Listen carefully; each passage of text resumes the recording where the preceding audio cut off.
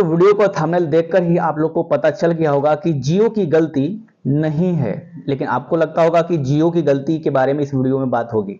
इस वीडियो में बात यह होगी जियो ने क्या किया और हम सब ने क्या किया, और इसके अलावा जियो के जो अलग कंपटीटर हैं जैसे कि एयरटेल, वोडाफोन आइडिया या फिर उसको जो वीआई कहते हैं या फिर बीएसएनएल, इन सब ने क्यों इसका जो है तोड़ नहीं निकाला जब जियो पहली बार भारत में सिम कार्ड फ्री में बेच रहा था।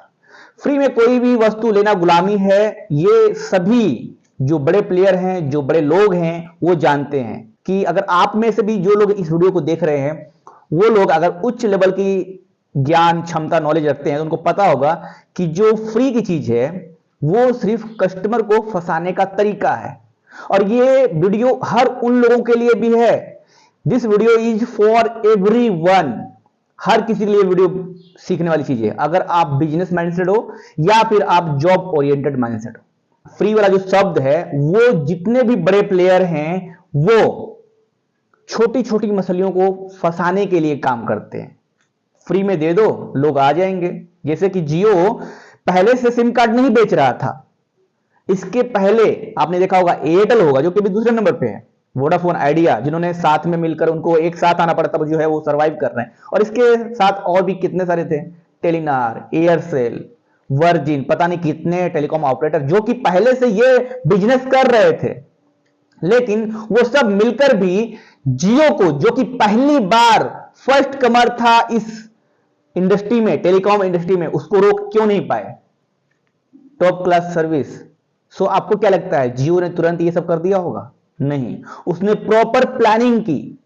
कैसे कस्टमर, हमारे पास तो कस्टमर ही नहीं है। अगर नॉर्मली किसी को बोला जाए बिजनेस शुरू करने के लिए, बोलेगा मैं क्या करूंगा, मुझे तो कोई जानता ही नहीं है।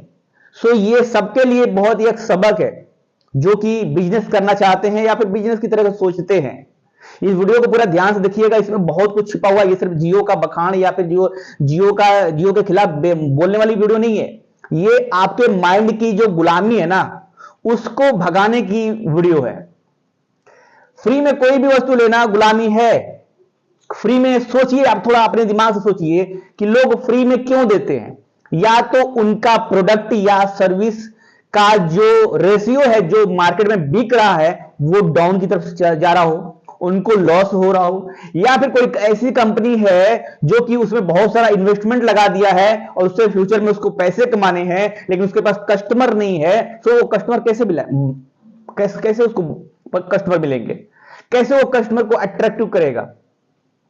सो ये है पहला सबसे एवरग्रीन तरीका है फ्री।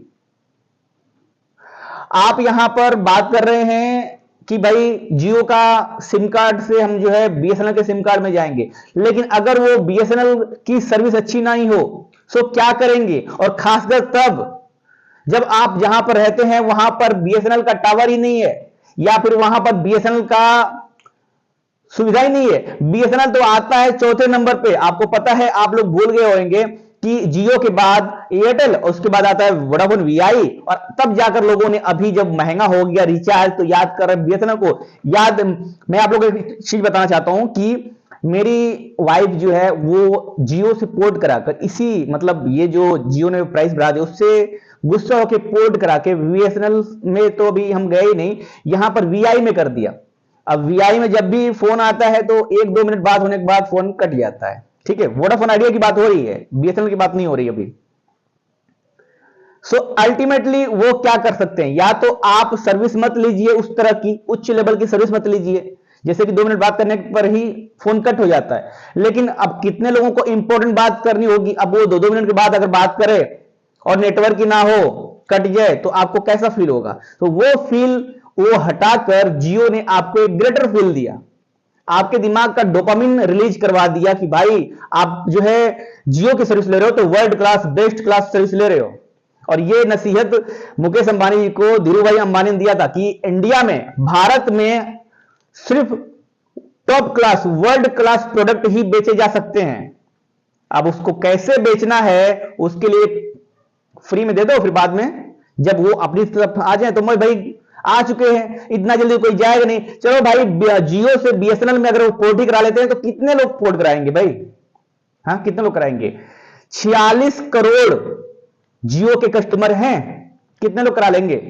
और जब तक 2-4 लोग कराएंगे पता चलेगा कि गलत फीडबैक आ गया। अभी बीएसएनएल जो है 4G टावर लगा रहा है, पूरा लगा नहीं चुका है, 10,000 मोबाइल टावर उसने लगा दिया है, लेकिन 1 लाख जगहों तक उसको पहुंचना है, समय लगेगा। इतना जल्दी थोड़ी ना चुटकी से घुमाओ और जो तुरंत लग जाएगा, समय लगेगा। और तब तक लोगों के पास समय नहीं है, उनको तुरंत इंस्टेंट रील्स देखना है फेसबुक का, व्हाट्सएप पर चैट चेक करने हैं। सो ये सब कैसे होगा? दूसरे नंबर की बात कर लेते हैं। जियो एक कंपनी है जिसे अपना प्रोडक्ट बेचना है, अपना माल बेचना है। उसका माल क्या है भाई? सिम कार्ड, सर्विसेज, टेलीकॉम की सर्विसेज, और जितने भी जियो फाइनेंस, जियो पे, जियो फलाना, जियो ढकाना, जितना भी प्रोडक्ट है, जितना भी आप ऑनलाइन के बारे में सोच सकते हो, वो सब चीज के बारे में जियो का प्रोडक्ट है। और वो एक कंपनी है, उसको अपना जो है माल बेचना है। तो आप जियो पर उंगली कैसे उठा सकते हो? क्योंकि वो सर्विस दे रही है उस तरह की, और वो प्राइस बढ़ा रही है। अच्छा, आपने कभी सोचा है कि जब जियो ऐसी सर्विस दे रही है तो उसके जो नीचे हैं, चाहे एयरटेल हो गए, वीआई हो गए, उन लोगों ने जियो को काउंटर क्यों नहीं किया? मतलब जियो जो है वो तो पहले से ही इस मार्केट में थे ना, तो क्यों नहीं किया?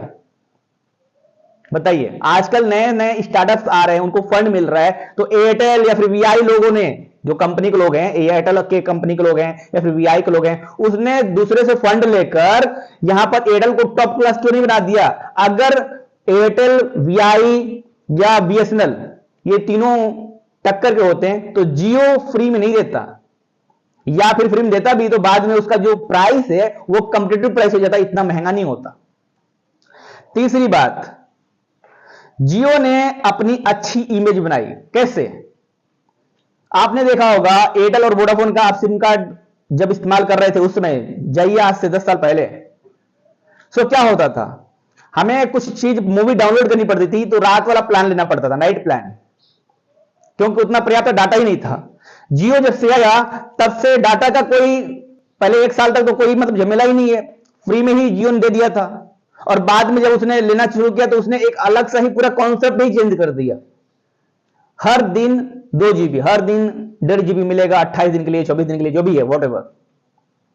सो यहां पर इसने, जियो ने एक अच्छी इमेज बनाई, फ्री देके 1 साल तक फ्री दिया तो लोगों को कहता हूं कि अरे यार फ्री में तो इतना दिया, हमने यूज किया, थोड़ा पैसे भी दे देंगे चलेगा। पहले तो बेचारा फ्री में दिया, बेचारा बोल दिए, उनको पता नहीं है वो बेचारा आगे जाके क्या करेगा।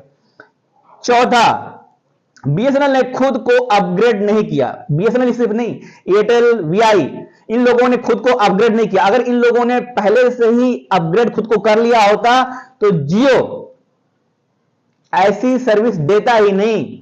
और ये ऐसी सर्विस जो जियो दे रहा है वो सर्विस ये लोग देते। और जब मार्केट में ज्यादा प्लेयर होंगे और सबकी जो सर्विस है वो ऊपर नीचे 19-20 के आसपास ही रहेगी, तो प्राइस भी ऊपर नीचे ही रहेगा, कोई बहुत ज्यादा फ्लक्चुएट नहीं होगा। पांचवी बात, जियो नहीं करता तो कोई और करता। हम आप आज जियो को बोल रहे हैं कि भाई इसने प्राइस बढ़ा दिया, क्यों? क्योंकि इसके पास सबसे ज्यादा यूजर बेस है पूरे भारत में। लेकिन क्या आपको पता है अगर जियो कुछ नहीं करता तो ये जो एयरटेल है वही अपने प्राइस को बढ़ाकर और ज्यादा जो है मोनोपोली क्रिएट करता, और ज्यादा जो डाटा है पहले ही बढ़ चुका होता। क्या आपको लगता है ऐसा होता? पहले कितने महंगे थे डाटा प्लान, अगर जियो नहीं आया तब उसके पहले की बात हो रही है, जब जियो नाम की कोई चीज ही नहीं थी। सो जियो नहीं होता तो कोई और करता, ठीक है।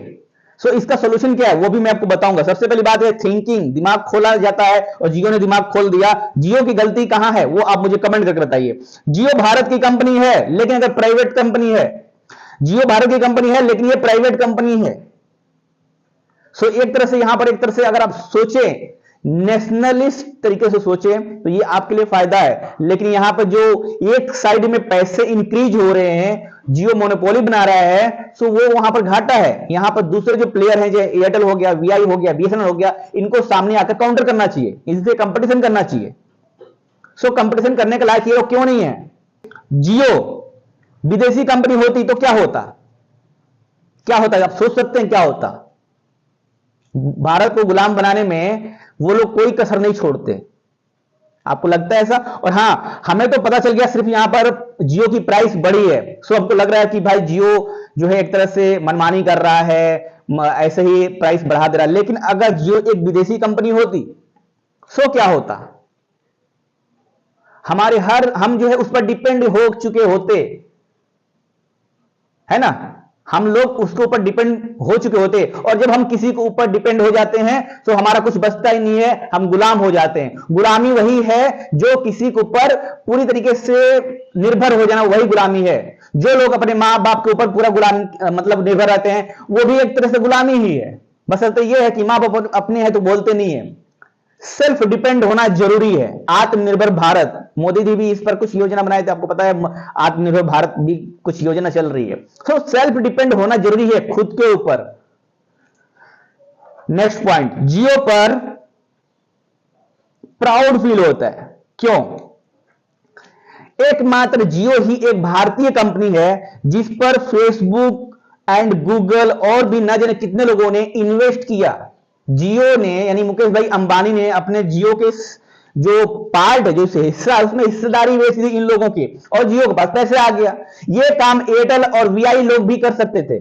एयरटेल और वीआई, वोडाफोन आइडिया, ये लोग भी कर सकते थे, और अपने को जियो जैसा जो सोच रहे हैं वो थिंकिंग लाकर भारत में ये जो 4G नेट है उसको चला सकते थे। भारत में 4G का जो रेवोल्यूशन है वो एयरटेल को मिलता, जियो को नहीं मिलता। अगर वो लोग ऐसा करते तो जियो ने क्या किया, नेक्स्ट तरीके से सोचा और विदेशों से फंड लिया, अपनी हिस्सेदारी बेची। वो भी हिस्सेदारी देखेंगे तो ये हिस्सेदारी बस जो है 30% के अंदर ही है, मतलब लिमिटेड है। जियो का 100% का जो हिस्सा है उसमें से 30%, मैंने ज्यादा ही बोल दिया, वो भी कम ही है, 25, 26, 27 के कुछ आसपास का मैंने देखा था। लेकिन आप मानिए तो 60% की जो हिस्सेदारी है वो अभी भी मुकेश अंबानी के पास है, उनकी फैमिली के पास है। सो यदि जियो विदेशी कंपनी होती तो क्या होता, इसलिए जियो पर प्राउड फील होता है। वो बात अलग है, दुख भी होता है जब ये प्राइस बढ़ा चुके, एक साइड में प्राइस बढ़ा रहे हैं। लेकिन यहां पर देखिए तो एयरटेल वाले भी प्राइस बढ़ा है, वीआई वाले भी प्राइस बढ़ा रहे हैं। एक बीएसएनएल है जिसकी सर्विस ही खराब है, इसलिए वो सस्ते में है। कल को ये भी चेंज हो सकता है, लेकिन ये एक भारतीय कंपनी है, और भारतीय कंपनी के साथ ये सरकारी कंपनी है। तो सरकारी में आपको पता ही है ना, प्राइस में से कम रहेंगे, थोड़ी सी बड़ी सर्विसेज थोड़ा सा जो है नीचे रहेगा। पर भले मैं तो चाहता हूं कि थोड़ी सी बीएसएनएल की जो सर्विस है वो थोड़ी अच्छी हो, हम बीएसएनएल की साइड में जाएं। नेक्स्ट पॉइंट, जियो को रेट सस्ता करना पड़े तो कब करेगा? क्या आपने कभी सोचा है जियो को अगर रेट सस्ता करना हो तो वो किस कंडीशन में करेगा? सिंपल है, पोर्ट टू बीएसएनएल, ये आप सोच रहे हैं, ये आसान नहीं है। 46 करोड़ लोग जियो के ग्राहक हैं, और इसमें से पता नहीं ऐसे कितने लोग हो गए जिनका जो कामकाज है वो ऑनलाइन चल रहा होगा। एक मेरा भी चल रहा है, पर मैं तो यहां पर वाईफाई इस्तेमाल करता हूं, सिम कार्ड का इस्तेमाल नहीं करता फिलहाल। जियो का ही कर रहा था, मैंने पोर्ट करवा दिया। लेकिन यहां पर जिसका ऑनलाइन काम कर रहा है वो लोग डिपेंड हो चुके हैं, उनको अगर अच्छी सर्विस मिलेगी सस्ते में तो वो जाएंगे। लेकिन यहां पर अगर जियो से अच्छी सर्विस कहीं नहीं मिलेगी तो नहीं जाएंगे, वो मजबूर है। अच्छा, वो ऑनलाइन कमा रहे हैं, उनको कोई दिक्कत ही नहीं है। तो दिक्कत किसको है? दिक्कत है भारत के गरीब लोगों को। अब वो क्या करेंगे? वो बंद गए, सबसे ज्यादा गुलामी तो उनको फील होती है, भाई मुझे करवाना ही पड़ता, और जियो मैडम वो बोलती है भाई करवा लो, वरना जो है आपका जियो का नंबर जो बंद हो जाएगा। सो दोस्तों, हमें ये जो फ्री में कोई भी सर्विस होती है ना, चाहे सरकार भी दे, चाहे मोदी सरकार है वो भी दे, कांग्रेस की सरकार है वो भी दे, या फिर कोई कंपनी दे, उसका हमें विरोध करना चाहिए और सच्चे मन से करना चाहिए। सेल्फ डिपेंड होने से दुनिया का जो सबसे बड़ी आजादी है ना, वो सेल्फ डिपेंड होने पर है, दूसरों पर डिपेंड होने पर नहीं है। दूसरों पर डिपेंड होकर आप आजादी का महोत्सव नहीं मना सकते, और ना ही आप आजाद रह सकते हो, ना ही आपको फ्रीडम। ऐसा भले ही भारत आजाद हो, लेकिन आपको कहीं ना कहीं गुलामी लगेगी लगेगी। सो सेल्फ डिपेंड, आत्मनिर्भर बनना जरूरी है, और उसके लिए क्या करना पड़ेगा वो आप कमेंट कीजिए, फिर बात करेंगे। फिलहाल इस वीडियो में इतना ही। मैं राम के प्रजापति, मिलता हूं किसी नेक्स्ट वीडियो में। इस तरह के वीडियो के लिए आप हमारे चैनल को जरूर सब्सक्राइब कर लीजिए।